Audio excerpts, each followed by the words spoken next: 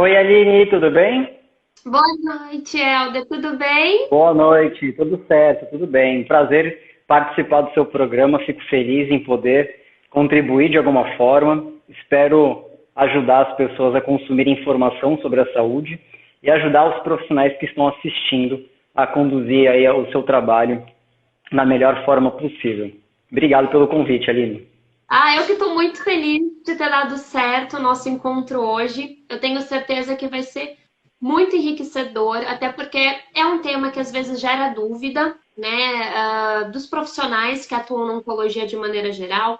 Muitos pacientes têm dúvida também, muitos deixam de praticar atividade física por conta de mitos relacionados à prática do exercício físico nessa fase, né, ou por indicação errônea, né, de outros profissionais, né? Então, tenho certeza que vai ser maravilhoso, até porque a tua conduta como educador físico para esses pacientes impacta de maneira direta nas nossas estratégias também como nutricionistas, né, que atendemos pacientes oncológicos.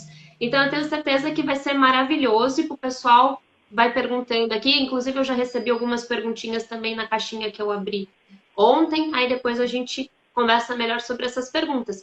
Mas, por favor, se Ok. apresenta aí para quem não te conhece. Gente, o meu nome é Helder, eu sou professor de educação física. Eu me especializei em prescrição de exercício para populações específicas, né? Eu me especializei em exercício físico para quem tem mais de 60 anos. E no meu cartãozinho eu gosto de colocar que eu sou especialista em sedentários. Sedentários, hoje, na literatura, é dito como um grupo específico especial, porque por alguma razão essas pessoas não conseguem fazer exercício. E também me especializei em exercício físico para cardiopatas. E quando me especializei para prescrição de exercício para idosos, a gente acaba vendo de tudo, né? O envelhecimento traz várias condições. Faz mais de 10 anos que eu desenvolvo esse trabalho e já tive muitos alunos, muitas alunas na condição em tratamento ou pós-tratamento contra o câncer. Então, eu tive alguns casos que são interessantes para a gente debater e trazer como exemplo para a gente enriquecer esse debate hoje. Eu já preparei algumas coisinhas para a gente falar sobre isso. Eu aprendi a guiar o exercício especialmente escutando as demandas das pessoas, entendendo as reais necessidades através da aliança entre a escuta ativa, numa entrevista, onde eu colho informação sobre essa pessoa, e a avaliação física. A avaliação física é uma ferramenta poderosa para a gente mensurar as capacidades físicas e entender aquilo que é extremamente necessário a gente manipular através do exercício com segurança. Essa aliança, né, entre os desejos e necessidades que a gente consegue observar nesse processo de coleta de informação é a primeira etapa, é um desafio inicial e que, infelizmente, a maioria das pessoas elas nem chegam nesse local, porque não conseguem, de alguma forma, pedir ajuda. Eu falei do sedentarismo para chegar num assunto polêmico, que é por que eu não faço exercício físico? Um bocado de gente já sabe que é importante fazer exercício. Acho que a grande massa populacional tem de alguma forma acesso a essa informação de que exercício físico é interessante para a saúde. E por que ainda a maioria da população mundial não faz? Tem várias respostas e eu me deparo com várias desculpas diariamente. Eu queria começar a conversa de hoje com 3 frases que eu separei, que eu escuto muito, especificamente desse grupo, na sua maioria mulheres, não tantos homens chegam até mim, que já foram diagnosticadas com câncer ou então acabaram de receber essa notícia.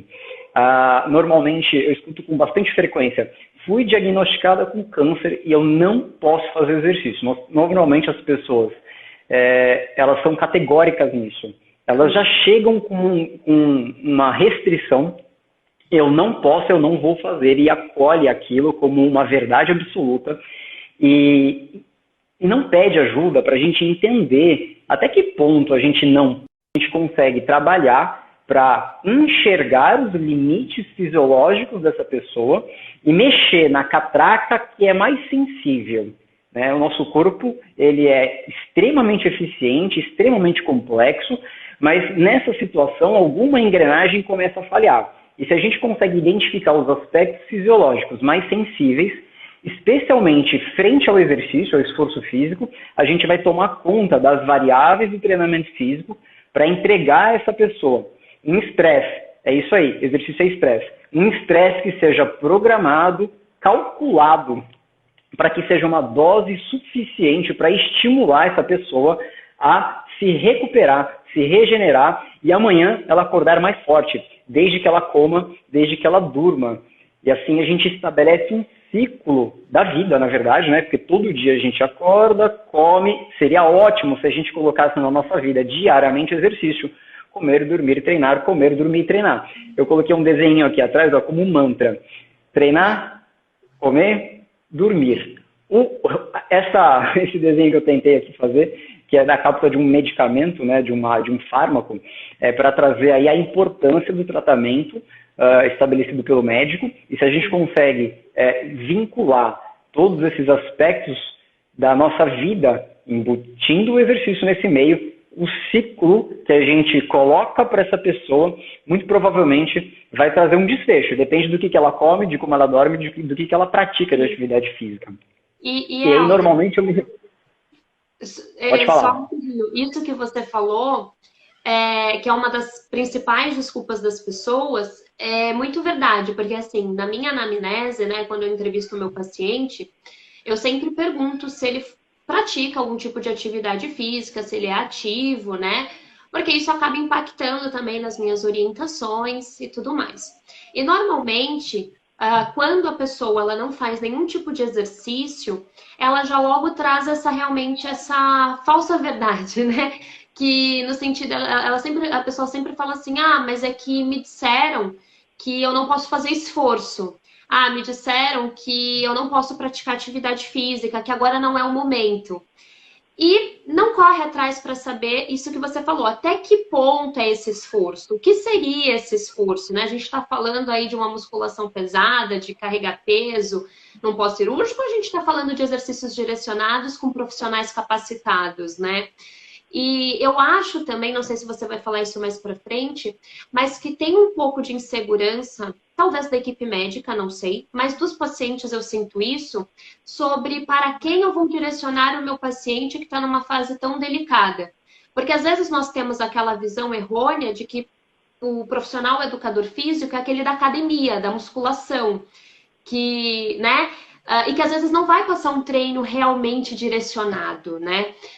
Que você vai ter uma cartelinha e vai estar lá na academia. E não é assim, né? Educação física, os educadores físicos, eles são muito mais que isso. Você é um grande exemplo disso, que faz um trabalho, assim, excepcional e completamente diferente, que eu até te conhecer, para quem não sabe, a gente trabalha juntos, né? No Espaço Ser Vivo, é o local onde eu atendo.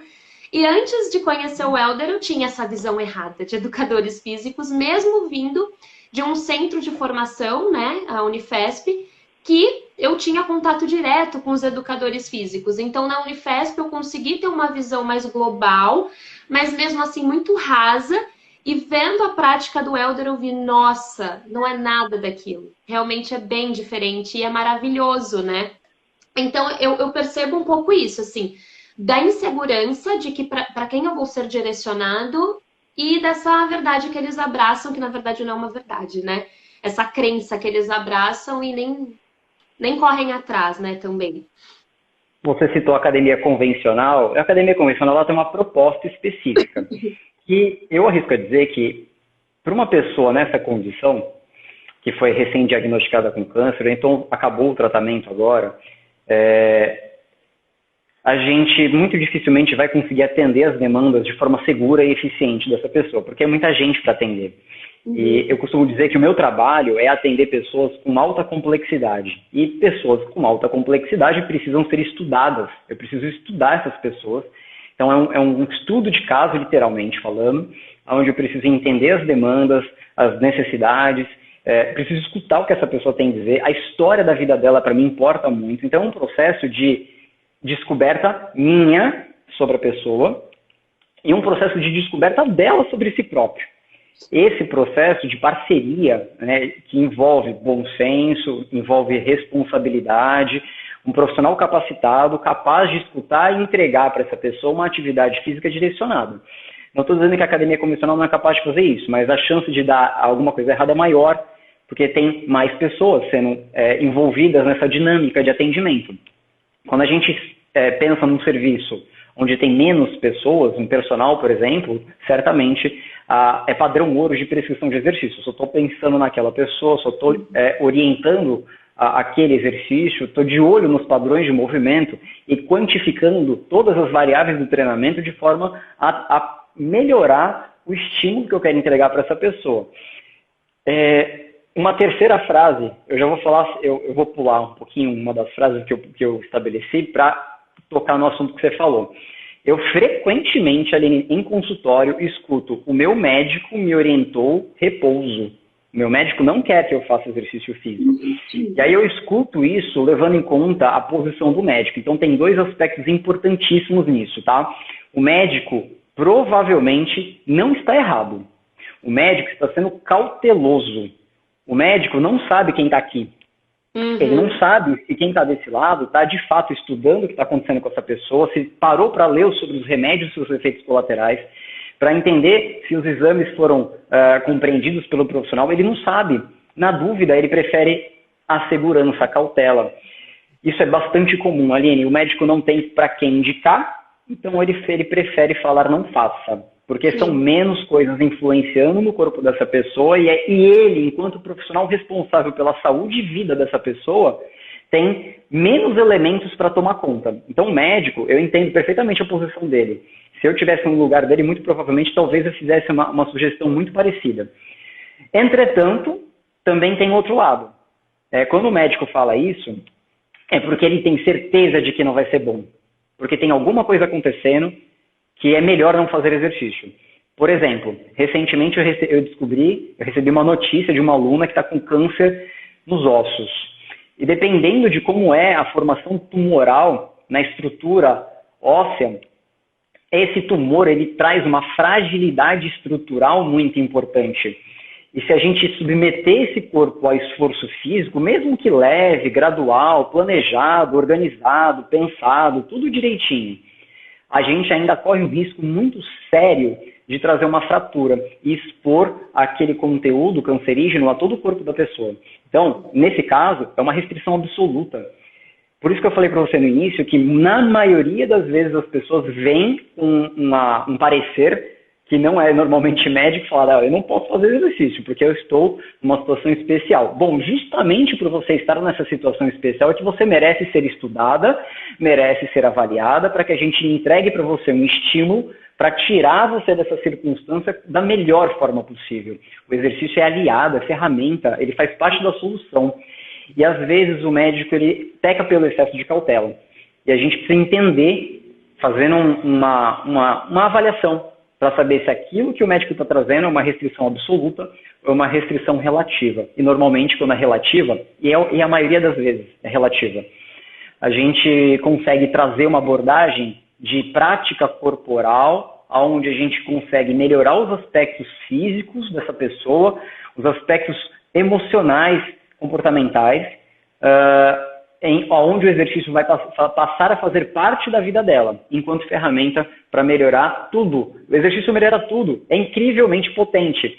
E a gente só tem que tomar cuidado com a quantidade, a intensidade, a complexidade. Eu falei só, né? Mas são tantas variáveis, são tantas possibilidades que tornam o trabalho de prescrever o exercício bem desafiador. Porque na prática, eu tenho aqui no Espaço Ser Vivo um estúdio de Pilates e uma área de treinamento funcional. Existem guidelines de prescrição. Guidelines são guias. Existem guias de prescrição de exercício, só que normalmente eles são muito genéricos. Então eu tenho que beber de alguma fonte teórica que me traga uma fundamentação teórica para prescrever exercício para aquela pessoa. Então, por exemplo, eu tenho uma pessoa que tem 70 anos, é diabética, é hipertensa, tem colesterol alto e ela também foi recém-diagnosticada com câncer de mama. E aí, qual guideline de prescrição de exercício físico eu vou usar? Do AHA, da American Heart Association, que fala sobre hipertensão arterial, enfim, tem vários outros, eu não vou ficar falando nomes complicados, tem vários outros guias que às vezes eles não se batem. E aí o profissional é que tem que fazer a tradução dessa informação e da complexidade da pessoa e entregar aquilo de acordo com bom senso, responsabilidade e avaliação dessa pessoa, do que ela é capaz de fazer hoje. Você trouxe aí uma circunstância sobre estresse, né? Falei errado, sobre fadiga, né? Uhum. Você citou fadiga, fadiga geral, não fadiga muscular localizada. Isso é bastante importante a gente esclarecer. Quando eu faço exercício de fortalecimento, por exemplo, na musculação, mas pode ser o Pilates, pode ser Yoga, pode ser o Tai Chi Chuan ou qualquer outra modalidade que precise de força. Eu posso entregar fadiga muscular localizada. Mas normalmente o paciente que está passando por um tratamento de câncer, ele tem fadiga generalizada. Ele fica prostrado, com sonolência, cansado, com fragilidade. E aí a gente encontra um paradoxo. Como é que diabos eu vou fortalecer uma pessoa? Como é que eu vou estimular uma pessoa? Porque estimular, na verdade, é estresse, né? Eu vou entregar o exercício para essa pessoa, vou entregar mais estresse para uma pessoa que já está extremamente fragilizada. Esse é o paradoxo do exercício para essa pessoa. A gente tem que mexer um pouquinho aqui, um pouquinho ali, para tentar tirar essa pessoa desse lugar e ela conseguir se ajustar e melhorar, sair desse estado de fadiga crônica estabelecido pelo tratamento.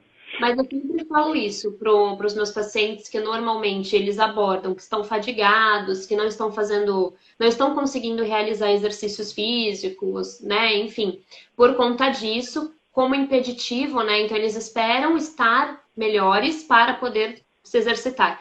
E aí eu sempre alerto, eu falo, olha, a tendência é que se você não se alimente bem, não nutra o teu corpo com aquilo que o teu corpo está precisando agora, porque além dos efeitos colaterais, às vezes prejudicarem a ingestão alimentar, tem uma deficiência, né, natural ali provocada pela própria doença, pelo tratamento, pela inflamação, pelo estresse causado pela própria doença, que faz com que a necessidade, né, de alguns nutrientes aumente para aquela pessoa. Então, se não se nutrir da maneira adequada e não praticar atividade física, por mais, que nem você disse, né, contraditório que pareça, a tendência é que aquilo piore. Então, iniciar a prática de atividade física com um profissional, né, que nem você falou, um profissional capacitado, que vai estudar aquele caso, que vai passar um melhor exercício direcionado, para entregar justamente essa proposta, e aí sim a fadiga ela vai sendo amenizada. Então, é nítido, um paciente que é ativo durante o tratamento, né, recebe esse acompanhamento também, daquele que não recebe. Né? Então, a qualidade de vida é muito maior, a fadiga é muito menor, né? Então, é isso que você falou, parece contraditório, mas não é.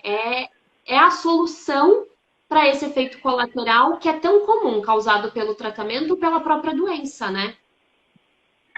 Isso depende da abordagem que a gente entrega para a pessoa, né? Então, eu vou falar de modalidades. A gente pode falar de pilates, a gente pode falar de musculação, de dança, de natação. Se a abordagem for coletiva, torna bem desafiador para o professor conduzir essa atividade de uma forma específica. Mas é possível. Um profissional experiente consegue fazer essa separação, mesmo numa aula com 10 pessoas, ele consegue direcionar e trazer algumas especificidades. É claro que se for individual ou um grupo reduzido, é um pouco mais simplista do ponto de vista de acompanhamento integral, né? Eu enxergar aquela pessoa integralmente. Quando eu trago, por exemplo, uma proposta de atividade muito vigorosa, muito intensa, é bem simples de perceber que, a pessoa não vai dar conta, é muito intenso fazer crossfit, não vai rolar. É uma proposta de atividade física muito intensa. Então, o que a gente precisa entregar para essa pessoa depende de vários aspectos. Mas, em resumo, por exemplo, uma pessoa em extrema fadiga, eu iniciaria uma aula de respiração, uma aula onde eu envolvo uma atividade de mobilidade para ela começar a movimentar um pouquinho as articulações dos ombros, dos quadris, da coluna vertebral. Eu evoluo essa aula conforme a resposta dela. Entrego um pouco mais de atividade de força para causar um pouco, pelo menos, de estímulo para a gente acionar mecanismos bioquímicos responsáveis pela construção de massa muscular.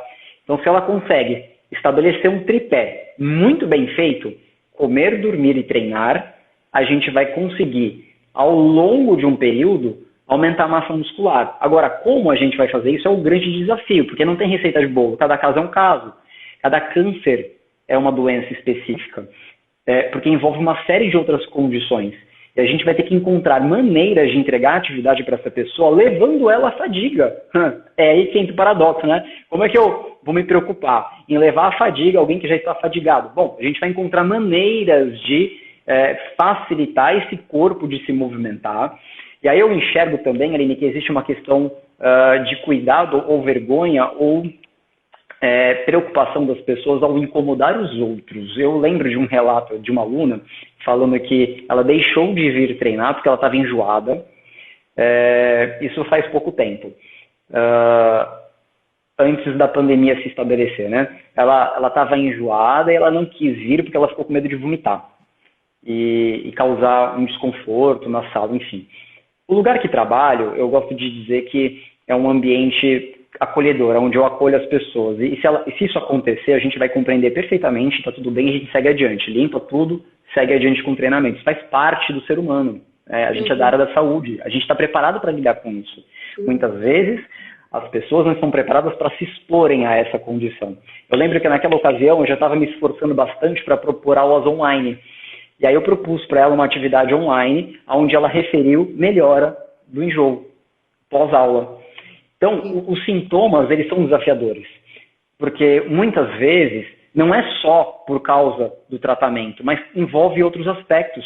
Envolve, por exemplo, padrões posturais que, somados a várias outras coisas, estresse, um trabalho sentado, por exemplo, uma super solicitação de cadeia posterior, onde eu tenho um superacionamento da cadeia extensora, e isso talvez mude o ponto de pressão do labirinto, onde a gente tem o maxilar, e isso pode trazer alterações do labirinto. Então, o enjoo, talvez, para essa pessoa, não seja só por causa do tratamento. Tem mais coisa aí. Então, se a gente começa a mexer e propõe a essa pessoa um pouco de alongamento de cadeia posterior, melhora. Acaba a tontura, por exemplo. Pelo menos diminui. Tem gente que tem zumbido no ouvido por causa disso. Então, é tão complexo que não dá para a gente apontar o dedo e falar tudo que está acontecendo comigo é culpa do tratamento. O tratamento está aqui para ajudar. Se ele traz efeitos colaterais, a gente vai trabalhar para atenuá-los através do exercício. E o exercício vai além disso, né? Então, se eu pego uma pessoa que já enfrentou esse processo inicial, né, de experimentar uma proposta de atividade física, ela nunca fez, ela está tentando agora. Em 2, 3 meses ela conseguiu evoluir e a gente consegue entregar um pouquinho mais de atividade física. É interessantíssimo a gente trazer uma proposta de dança, onde existe outras pessoas, onde ela vai conviver, por exemplo, num grupo um pouco maior, ela fazer uma hidroginástica num grupo talvez de 10 pessoas, onde ela consiga se relacionar, e aí tem outros interesses, não só o exercício, mas motivação, relacionamento humano, apoio. E se for num lugar onde tem pessoas na mesma circunstância, as pessoas se apoiam. A rede de apoio do coletivo é potente, é muito potente. E quando a gente percebe que uma pessoa está ajudando a outra, é bastante gratificante poder reuni-las. Isso a gente já teve essa experiência aqui, isso é bem legal.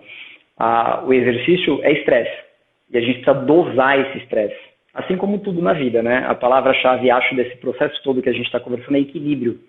É isso, não é que a atividade física ela não é recomendada, muito pelo contrário. É qual atividade física vai ser recomendada, né, de acordo com o caso. Então, é a individualização, assim como nós falamos tanto da individualização das estratégias nutricionais, que não existe um padrão de dieta, né, para paciente oncológico, não existe um padrão de exercício físico para paciente oncológico. Você falou maravilhosamente bem, cada câncer é um câncer. É necessário ver a associação também de outras comorbidades, porque muitas vezes o câncer não vem sozinho, ou o paciente já tinha alguma comorbidade, ou ele acaba desenvolvendo durante o tratamento. Então, é importante que o educador físico ele esteja atento a isso, mas que o exercício é a solução, né? E até, assim, para nós vermos, né, como que o exercício físico, os educadores físicos estão sendo valorizados durante o tratamento antineoplásico, a diretriz da ESPEN, né, sobre estratégias nutricionais para câncer, de 2018, fala sobre a prática de atividade física como recomendação forte da ESPEN, né, uma das nossas maiores diretrizes, que sim, a atividade física, ela é recomendada, e até está escrito aqui, ó, em diferentes estágios do câncer. Independente do estágio do câncer, a prática segura de atividade física vai potencializar a imunidade, recuperação do estado nutricional, melhora de qualidade de vida. Então, nós já temos estudos suficientes que demonstram isso. E aliar o nosso trabalho como nutricionista ao de vocês, educadores físicos, o paciente oncológico só tem a ganhar, né? O trabalho interdisciplinar. Porque o teu trabalho vai impactar no meu. Vários estudos, às vezes, que eu leio sobre estratégias nutricionais, uso de creatina monoidratada para paciente oncológico, para recuperação de massa muscular, em situação de estresse grave, né? Fala lá, melhores resultados associados à prática de atividade física. Quer dizer, nós estamos falando de um público tão particular, né? Com tantas ali especificidades, e os estudos, eles sempre mostram essa associação, né, da estratégia nutricional com a atividade física também. Legal. A gente já sabe, a comunidade científica já pode afirmar categoricamente que o exercício físico traz resposta imunológica positiva. A gente melhora depois de fazer uma prática corporal. O estímulo que a gente entrega, a depender de como ele traz mais ou menos resposta, mas não importa se a pessoa é gorda, se ela é magra, não importa a raça, não importa se é uma pessoa treinada ou sedentária, não importa se é criança ou se é idoso. Se a gente pratica atividade física, a gente estimula o sistema imunológico positivamente. Isso a gente já não tem mais dúvida. Agora, a gente tem várias perguntas a serem respondidas, né, no meio acadêmico, na ciência, mas, em geral, já é bem estabelecido e seguro entregar o exercício para essas pessoas, independente do estágio de câncer, porque a gente já entendeu que o exercício ele é um estímulo positivo e que, dependendo de como a gente configura ele, entrega para essa pessoa, a gente causa um estímulo muito bom ou um pouco menos. E aí depende da condição física dessa pessoa, ela tem que enfrentar etapas diferentes do processo de desenvolvimento corporal para que ela tenha tônus muscular o suficiente para praticar uma atividade física um pouquinho mais vigorosa dentro das capacidades dela, né? Para que a gente possa estimular um pouco mais o organismo dela a responder frente ao exercício positivamente. Se a gente entrega atividade aeróbica, por exemplo, em torno de 30 minutos, a gente já sabe disso também, tem vários estudos mostrando isso. Em torno de 30 minutos a gente tem respostas maravilhosas de células natural killers, que são células do sistema imunológico, que são potentes auxiliadoras no combate a essa condição. E a gente consegue fazer associações, porque a maioria dos estudos, eles falam sobre caminhada e corrida, porque é fácil de estudar com caminhada e corrida, né? Então, a maior parte dos estudos são baseados nisso. Mas é fácil a gente trazer outras associações. Bom, se caminhar e correr é uma atividade aeróbica, em geral, qualquer outra atividade aeróbica causará um estímulo similar. A gente tem que ter cautela com essas associações, porque pode ser uma falsa verdade. Mas a gente já sabe que sim, porque já tem estudo com bicicleta, por exemplo, né? Se o sujeito pedala, ele também tem respostas imunológicas poderosas, assim como treinamento de força. Só que como o treinamento de força é mais complexo de estudar e de acompanhar, controlar no estudo, a gente tem menos estudo que faz referência a treino de musculação, por exemplo, pilates, yoga, tai chi chuan, seja lá o que for, a gente tem um pouco menos de informação. Mas a gente já sabe também que o treino de força causa estímulos no sistema imunológico e isso é ferramenta poderosíssima no combate ao câncer. E aí quando, às vezes, eu escuto as pessoas falando, essa é a minha segunda pergunta que eu tinha preparado, eu não posso fazer o exercício físico porque eu vou iniciar o tratamento de câncer. E quando eu acabar, eu volto para conversar contigo. Eu falei, não, calma, volta aqui, não vai embora, conversa comigo, deixa eu trazer conteúdo para você entender e decidir se você quer mesmo deixar de fazer. Porque o exercício é uma terapia imunológica. Tem algumas terapias, né, que são injetáveis, são algumas propostas de tratamento que, dependendo da situação, o médico escolhe trazer uma terapia de doses onde a pessoa vai sofrer alterações que estimulam o sistema imunológico. Existe aí um agente externo, né, exógeno, que estimula isso. Mas a gente tem uma máquina perfeita para isso. Por que a gente também não se vale disso? Eu não estou falando que a gente tem que tirar uma estratégia para colocar outra. A gente pode aliar. sono, alimentação, exercício e tratamento médico. E se a gente consegue entregar para o nosso corpo esses cuidados diversos, muito provavelmente, ciclicamente, ao longo de um período, o corpo começa a funcionar melhor. É como se todas as engrenagens dentro do nosso corpo começassem a funcionar de forma mais bem estabelecida, mais sincronizada, com mais eficiência, menos problemas. E aí tudo passa a funcionar melhor. E aí a gente entrega para o corpo, cronicamente, né? Isso devia ser feito até o final da vida, né? O exercício, assim como respirar, comer e dormir. Deveria ter também exercício até o final da vida. A gente conseguirá provavelmente entregar para essa pessoa, ao longo de 1, 2, 10 anos, uma gigante transformação na vida dela. E Helder, você comentou da questão dos 30 minutos, né? Esses 30 minutos que você observa na sua prática, né, e que os estudos também demonstram, seria atividade física, exercício aeróbico, diários, semanais, pensando em imunidade, né? A maioria dos estudos trazem informação sobre o efeito agudo do exercício. Então, ela pegou uma pessoa, praticou atividade, avaliou antes, né, essa pessoa, geralmente através de marcadores sanguíneos, e aí entrega exercício aeróbio, geralmente corrida, porque é mais fácil, e aí avalia de novo os marcadores sanguíneos. Em geral, a gente já sabe, tem bastante estudo que mostra que o sistema imunológico tem várias respostas fantásticas após a atividade aeróbia. Em geral, de forma bastante expressiva, em torno de 30 minutos. Conforme o exercício se prolonga no tempo, esse estímulo do sistema imunológico começa a cair. Se a gente começa a fazer atividade física muito prolongada, onde eu estou indo além do que eu poderia fazer, muito provavelmente a gente chega num ponto onde abre uma janela de oportunidade para trazer doenças oportunistas. E aí, a gente tem que lembrar que o exercício físico aeróbio para essa pessoa, ela traz efeitos fantásticos de forma moderada, quando praticada de forma moderada, sem tanto volume. Então, quando fala assim em 30 minutos, a gente sabe hoje já que exercícios prolongados, 1h30, 1h10, 1h30, a gente começa a ter produção de alguns hormônios que são catabólicos, por exemplo, o cortisol, um hormônio que traz degradação tecidual. E a acentuação da produção desse hormônio é muito importante depois de 1h, 1h10. Então não vale a pena continuar fazendo atividade física nessa circunstância. Tudo bem fazer menos.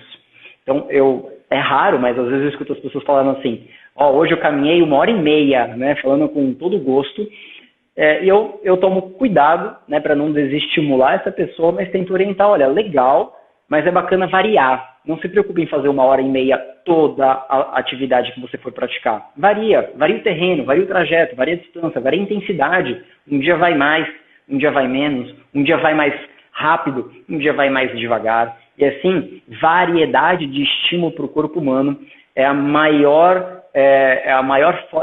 forma da gente entregar estímulo para que a gente se ajuste positivamente. O exercício precisa de variedade. Então, quando a gente fala de exercício aeróbio, é mais fácil de graduar e falar que 30 minutos é bom, 1h já começa a estabelecer ali um padrão, um limite que a gente tem que tomar cuidado. Não quer dizer que está errado fazer, depende da pessoa. Mas o treino de força, por exemplo, tem menos informação sobre isso, e a gente, quando fala de frequência semanal, envolve muito mais assunto, porque envolve sono, envolve alimentação, envolve hidratação. É mais complexo de fazer qualquer tipo de orientação aqui de forma genérica, né, para todo mundo me ouvir. Mas seria ótimo entregar para o corpo atividade física aeróbia diariamente. Seria interessantíssimo. Mas também é importante treinamento de força, pelo menos 2 vezes na semana. Se a gente conseguir a aliança entre o treino de força e o treino aeróbio, a gente vai conseguir estimular o corpo em várias vertentes diferentes que atendem todas as necessidades voltadas para a saúde, inclusive para o tratamento contra o câncer. E se a gente conseguir equilibrar isso, né, então, por exemplo, eu faço caminhada segunda, faço treino de força, seja lá o que for, pilates, yoga, tai chi chuan, musculação. Na terça, na quarta eu descanso, na quinta eu faço força de novo, e na sexta eu faço atividade aeróbica. Então são 2 dias de treino aeróbico e 2 dias de treino de força. Meu, é fantástico, é sonho de todo profissional de educação física. Infelizmente a maioria da população consegue fazer 2 vezes na semana, ou nenhuma. Ou então atleta de final de semana, só faz final de semana, uma caminhadinha sem vergonha, depois de um pastel na feira. Né, 80% aí dos pacientes oncológicos, eles apresentam algum grau de perda de peso.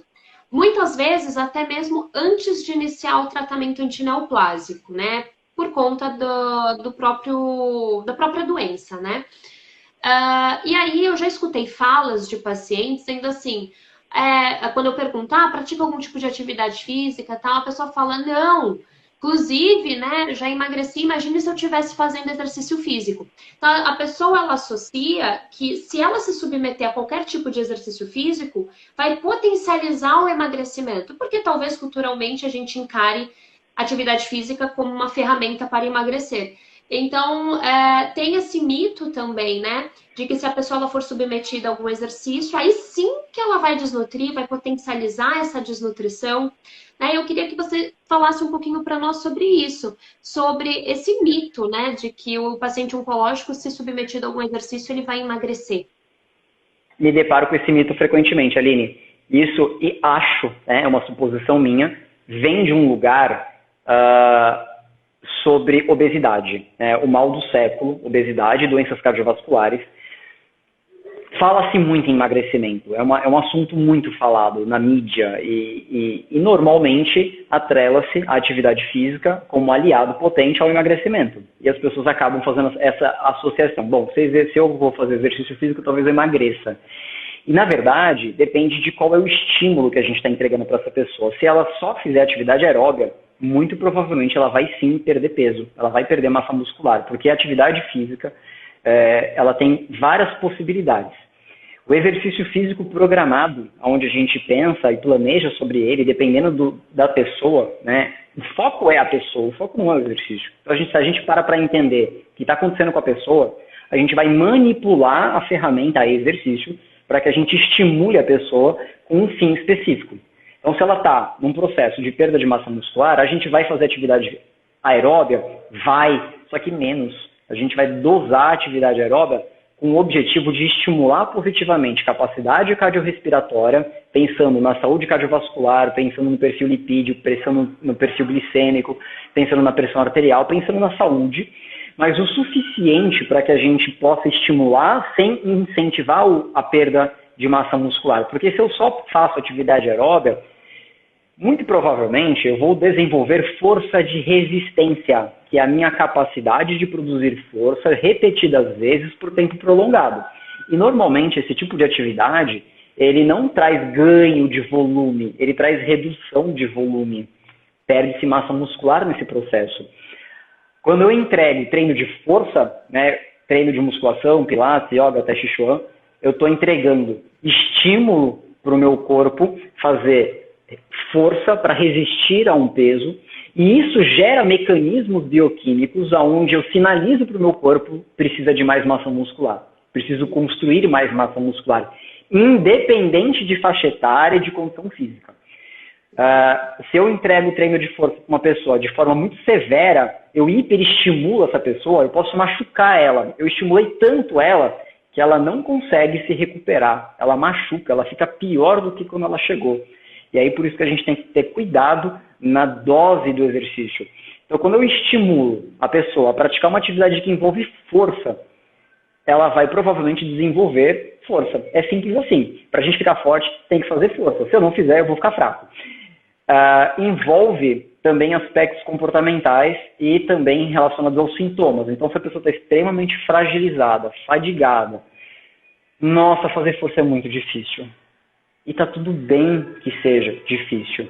O problema é, se a gente faz de uma forma muito intensa, que ela não consegue fazer. Então a gente vai encontrar um meio termo, um equilíbrio, onde o exercício de força entre na vida dessa pessoa, sem piorar os sintomas dela, sem trazer desafio gigante de conseguir fazer força e ela ficar exaurida. A intenção não é levar à exaustão. Talvez esse seja o grande desafio da massa populacional, encontrar uma prática corporal prazerosa, Porque normalmente as práticas corporais, antigamente, eram relacionadas a uma atividade imposta, era impositiva, era militarista, era uma coisa que não era agradável, servia a outros propósitos que não o desenvolvimento pessoal. E hoje a gente já sabe que essa é uma ferramenta poderosa para desenvolvimento do corpo e da mente, e se a gente conseguir manipular as ferramentas, as variáveis do treinamento físico em favor de estimular ganho de massa muscular, a gente vai conseguir ganhar massa muscular. Então, praticar treino de força é chave, é fundamental para ganhar massa muscular. Só que a gente precisa estabelecer aquele tripé. Eu não vou conseguir ganhar massa muscular treinando força exclusivamente. Eu preciso treinar força, mas eu preciso comer. Preciso entregar para o meu corpo conteúdo nutricional suficientemente bom para que eu tenha conteúdo para construir massa muscular. E, ao mesmo tempo, eu preciso dormir bem, porque é no sono que eu tenho processos de restauração, onde eu vou ter melhora da minha aptidão física quando eu comparo com o passado, né, com ontem. Então, se eu ciclicamente faço exercício, como e durmo, e assim não para, a gente vai ganhar massa muscular. E cada vez mais será mais fácil. E aí a gente começa a vencer os desafios do tratamento. Os sintomas são atenuados, a condição física fica melhor. Há situações onde a fadiga ela também tem relação com perca importante da capacidade cardiorrespiratória. E aí, o treino de força é importante por várias razões, mas o exercício aeróbico também é importante. Então, quem está numa condição de perda de peso, não quer dizer que tem que deixar de fazer exercício aeróbico. Só tem que equilibrar um pouco melhor a dose de exercício aeróbico quando comparado com a dose de treino de força. Porque, às vezes, a fadiga generalizada tem a ver não só com a perda de massa muscular, mas também com a falta de capacidade cardiorrespiratória. E se eu não treino aeróbico, eu nunca vou melhorar. Apesar do treino de força estimular o ganho de força, ele não melhora a capacidade cardiovascular. Então, são várias necessidades que são atendidas por ferramentas diferentes. Então, não tem um exercício que vai resolver todos os problemas, assim como não tem um alimento super poderoso, o Mega Blaster Advanced Plus, que vai salvar a humanidade desse mal. A gente tem que se valer, normalmente, de uma variedade de instrumentos, ferramentas e estratégias que, algumas vezes, são muito importantes que sejam individuais. É isso, é enxergar o nosso paciente, enxergar o ser humano como ser complexo que ele é. Né? Não tem um único profissional que vai conseguir dar conta, né, do atendimento desse paciente, um único profissional que vai trazer ali a solução, porque nós, como seres humanos, somos seres complexos, né? E nós precisamos trabalhar essa integralidade com o nosso paciente. Então, é olhar para a parte nutricional, da alimentação, para a parte emocional, psicológica, para a prática física também, né, para a parte física desse paciente associado ao tratamento médico proposto. Aí sim nós vamos estar trabalhando o bem-estar e qualidade de vida do paciente, enquanto nós trabalhamos também para uma recuperação biológica, né? Porque é algo que eu sempre gosto de martelar, né, com os meus alunos do treinamento, inclusive eu esqueci de falar no início, né? Para quem não é do treinamento e está te assistindo, você deu uma super aula para o pessoal do treinamento Nutrição Oncológica na Prática. Então, os alunos que devem estar te assistindo agora aqui comigo devem estar te reconhecendo. Que legal, não lembrava. Então, e aí o pessoal, os alunos, eles, nossa, estão super adorando a aula que você deu, sempre tem elogios positivos. Que legal, fico feliz. E é justamente isso, né? É a gente trabalhar essa integralidade para que eu sempre bato, né, nessa tecla com os alunos, que é justamente isso. Nós, muitas vezes, focamos só na recuperação biológica, mas o nosso atendimento, né, vai muito além disso. É fornecer também qualidade de vida e bem-estar a partir do nosso conhecimento técnico. E é justamente associar isso com outras profissões para que a gente consiga, né, entregar essa qualidade de vida, proporcionar essa qualidade de vida, né, para o paciente. Você trouxe um assunto que é bastante complexo do ponto de vista humano, né? O nosso corpo tem muitas coisas acontecendo ao mesmo tempo, e não tem uma chavinha que eu viro e ligo a outra e muda. Não é assim que funciona o nosso corpo, está tudo acontecendo ao mesmo tempo. E tem coisas que acontecem numa certa regularidade que o médico não vai ver. O médico não é capaz de enxergar algumas coisas porque ele só vê aquela pessoa de 3 em 3 meses, 2 em 2 meses, ele não está ali no dia a dia.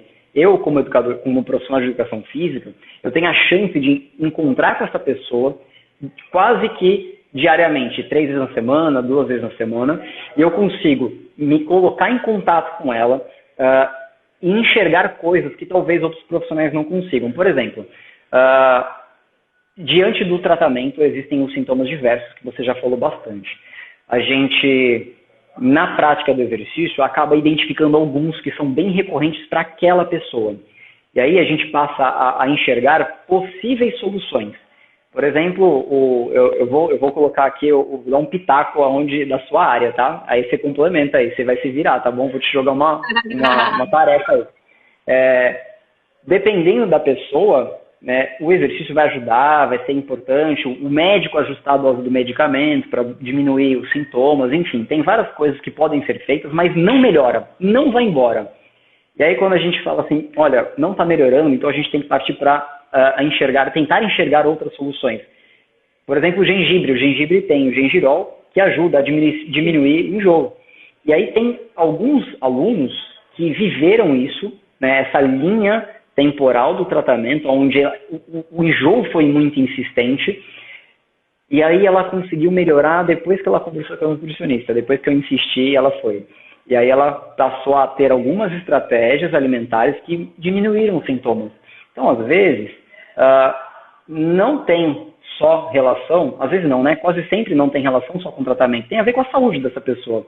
Por exemplo, uma pessoa com câncer do estômago, onde ela desenvolveu, talvez, é uma suposição, por causa da presença do H. pylori, uma bactéria que, quando em contato permanente, de forma crônica, o nosso estômago, ele traz lesões celulares, altera o DNA e o nosso estômago começa a produzir células de uma forma diferente, que não devia acontecer, e aí estabelece um processo de crescimento de células não boas. E isso é um processo de estresse externo, biológico, e que a gente vai resolver de algumas formas.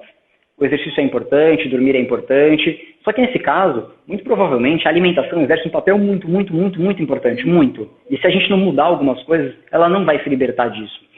E muitas vezes tem uma engrenagem principal que está ali muito ruim. E quando vários profissionais atendem aquela pessoa, uma equipe multidisciplinar tem a chance de se deparar com aquele caso, alguém vai enxergar aquela necessidade muito especial. E a gente vai trabalhar em cima dela para desatar aquele nó mais importante. E a saúde da pessoa passa a melhorar. E assim, é engraçado porque o médico, né, ele prescreve uma lista de medicamentos normalmente, né, para o paciente fazer ali um tratamento até profilático, né, prevenindo náusea. E quando eu tenho pacientes que chegam para mim já em tratamento, eu consigo até ver essa diferença melhor, né? Às vezes eles já estão em uso de antieméticos, por exemplo, mas mesmo assim eles apresentam náusea num grau que realmente atrapalha a qualidade de vida e ingestão alimentar. E quando nós fazemos mudança na alimentação de qualidade, quantidade e incluindo esses alimentos como o gengibre que você comentou, que é um excelente antiemético, aí também um excelente digestivo, então eu começo a ver uma melhora gradual desse paciente, minimizando o grau desse efeito colateral. Então, quer dizer, a alimentação, ela contribuiu, ela exerceu uma influência positiva em algo que até o momento só o medicamento não estava conseguindo. Né? Você deu o exemplo, por exemplo, da H. pylori. Por si só, a H. pylori é um fator de risco para o desenvolvimento de câncer gástrico. Mas os estudos recentes demonstram que esse fator ele é aumentado justamente por aumentar essa lesão que você comentou em dietas ricas em sódio. Então, pacientes com H. pylori com uma dieta rica em sódio têm muito mais chance de desenvolver um câncer gástrico. E se nós não ajustamos isso durante o tratamento antineoplásico também, né, isso acaba exercendo ali uma influência negativa para essas células cancerosas já existentes nessa região, né? Além de influenciar em outras comorbidades também. Então, sim, é muito importante a gente analisar o contexto, né, o paciente como um todo, seu contexto de alimentação, seu contexto em relação à atividade física, social, familiar, porque essa estrutura familiar que você comentou também tem um impacto, não só na parte emocional ali do paciente, né, em como aquela pessoa foi construída, mas porque a família ela acaba também impactando nas estratégias de outros profissionais, na estratégia nutricional, do educador físico.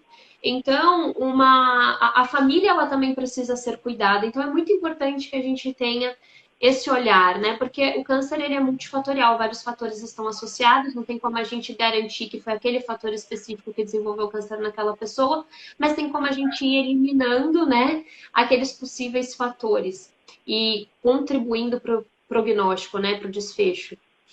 Por isso que a avaliação é muito importante, né? Se a gente identificar um fator de risco muito evidente na vida daquela pessoa, a gente se a gente conseguir afastar esse fator de risco, o sucesso do processo é favorecido. Claro que isso só não é suficiente, a gente tem que trazer as estratégias de tratamento à tona, né, para ajudar essa pessoa. Deixa eu dar um abraço pro Jaime, ele mandou um boi para mim aqui. Saudade de você também, Jaime. Eu vi aqui o elogio dele. Oi, Bastante gente Jaime. conhecida. Legal. Legal. E Helder, uma das dúvidas também que mandaram, mas você já explicou direitinho, já falou que foi sobre a questão da fadiga, que é um mito, né? Se o paciente está fadigado, ele precisa ser preservado, e na verdade não, né? Você explicou maravilhosamente bem que ele precisa ser exposto a esse estresse de maneira controlada, né? Calculada, mas precisa para que tenha melhora, né? Dessa fadiga.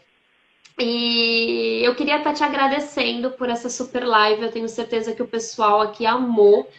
E muito obrigada por ter topado. Eu aprendi muito hoje, novamente com você. Sempre aprendo, é sempre legal o nosso bate-papo. O pessoal aqui está comentando, falando da live, que a live foi incrível.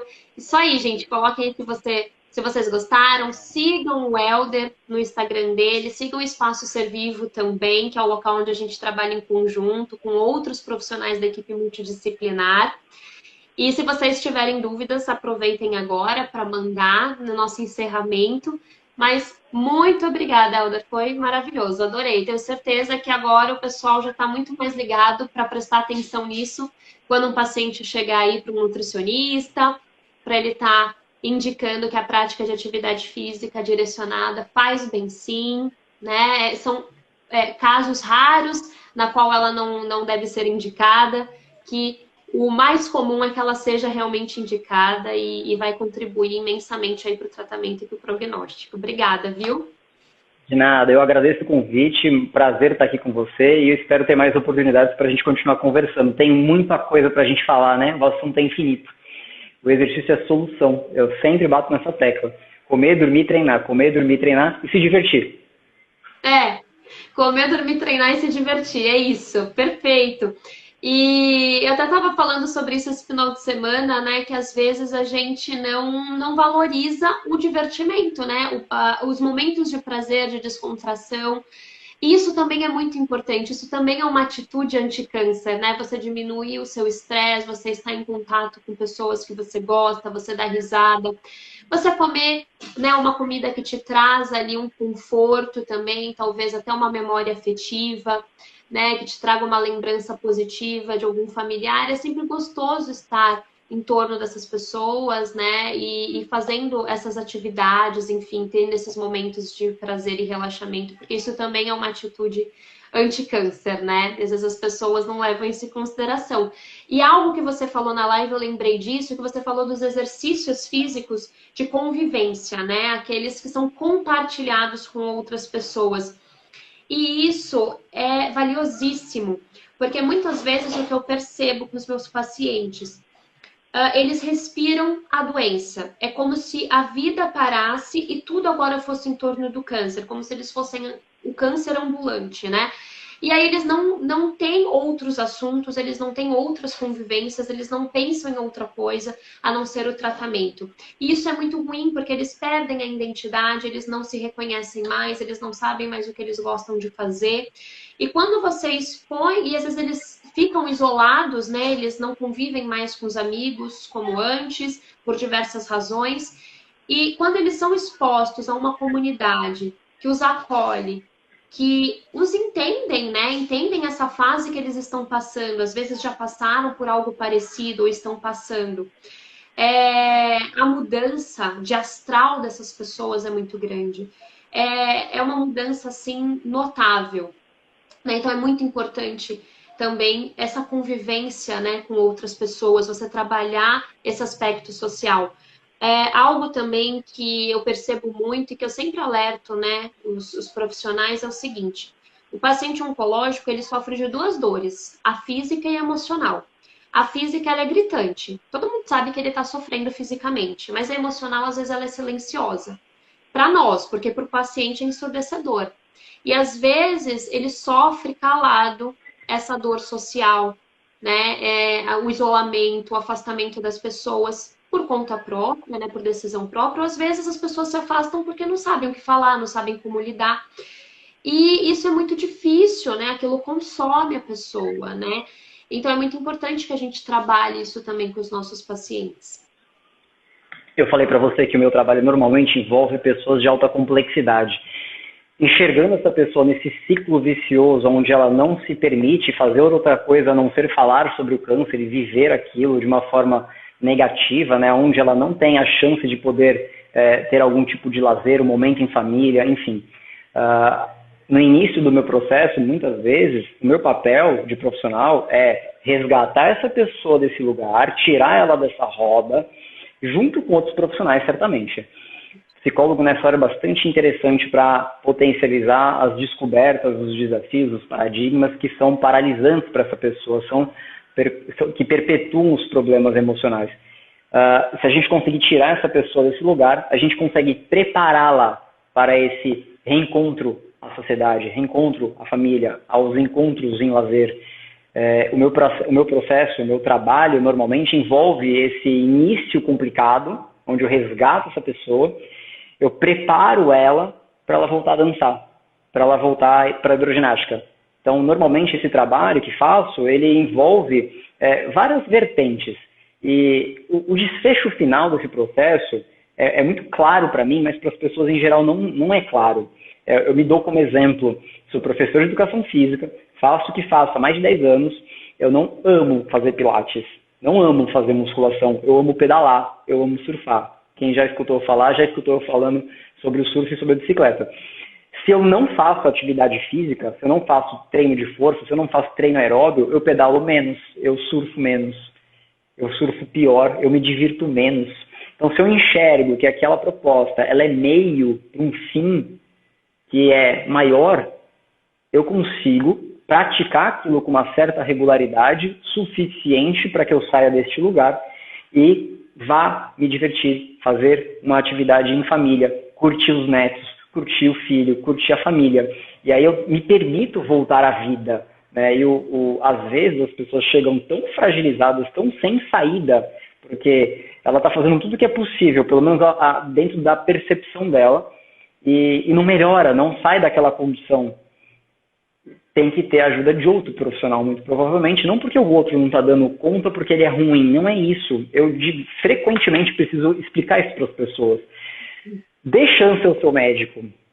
Ele talvez não dê conta de tudo mesmo. E está tudo bem que seja assim. A gente tem que adicionar profissionais nesse processo para enxergar coisas que aquele profissional não enxergou. E assim a gente vai conseguindo somar e montar o quebra-cabeça dessa pessoa para tirá-la desse lugar e voltar a viver a vida. Talvez de uma forma diferente, mas que ela tenha de novo bons momentos junto à família. É um baita desafio, mas a gente é capaz de fazer isso. Nosso trabalho é poderoso. Perfeito. Perfeito. Terminamos muito bem. Gente, Legal. se vocês gostaram da live, quiserem tirar print daqui da nossa live, nos marcar, colocar uma frase que a gente falou, alguma palavra, algum insight aí que vocês tiveram, coloquem para nós o que mais marcou vocês do que foi dito aqui, que eu tenho certeza que muitas coisas marcaram, muitas coisas chamaram atenção, fizeram diferença, né, na noite de hoje. Então, nos marquem, coloquem, que a gente vai adorar saber, vai adorar ver, tá bom? Muito obrigada, Helder, mais uma vez. Uma boa noite para você. Adorei. Vamos marcar Obrigado. mais. Legal. Não tinha café no café da Aline, mas tá bom, tá ótimo. É verdade. É verdade, não tinha café. Da próxima vez a gente vem com uma xicrinha de café. Tchau, Aline. Tchau, pessoal. Até mais. Boa noite para todo mundo. Tchau, tchau. Uma boa noite. Tchau, tchau. Tchau, tchau.